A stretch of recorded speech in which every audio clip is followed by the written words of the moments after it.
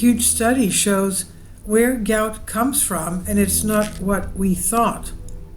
Gout is often associated with drinking too much or not eating healthily enough, but new research suggests genetics play more of a factor in developing the arthritic condition than previously thought.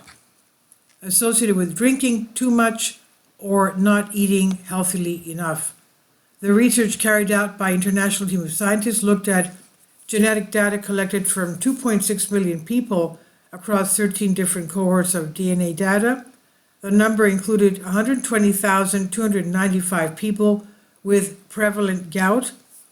By comparing the genetic codes of the people with gout against the people without gout, the team found 377 specific DNA regions where there were variations specific to having the condition, 149 of which had not been previously linked to gout. While lifestyle and environmental factors are certainly still in play, the findings suggest genetics play a major role in determining whether or not someone gets gout, and the researchers think there may be more undiscovered genetic links still to be found as well. Gout is a chronic disease with a genetic basis and is not the fault of the sufferer. The myth that gout is caused by lifestyle or diet needs to be bursted, says epidemiologist Tony Merriman from University of Otago in New Zealand.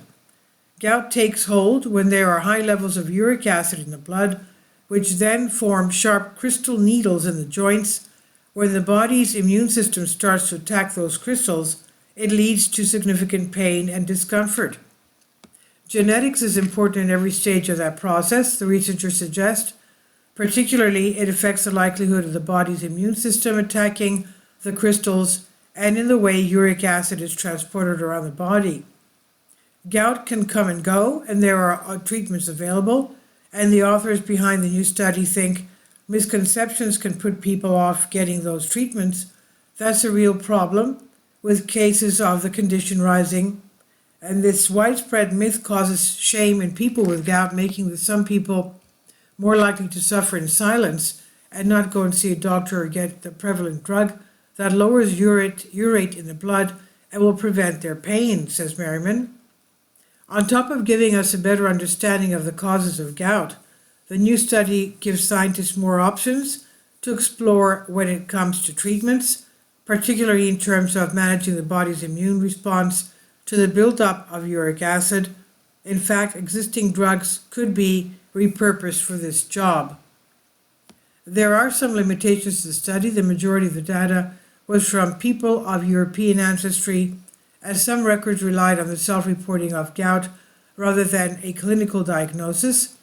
Nevertheless, it gives us a much better sense of a health problem that's been afflicting people for centuries. And we hope that in time, better and more accessible treatments will become available with the new targets we identified, says Merriman. Gout deserves more health spend, resource, and greater prioritization in health systems. And the research was published in Nature Genetics. This is on Science Alert by David Neild. Please leave your comments, and thank you for your support. Finally, support my Patreon account. The daily posts are 5 videos daily, and they are totally different from what I have on my YouTube channel. Thank you so much for your support and that you find all my content so interesting. You'll find the Patreon account details in the description box below.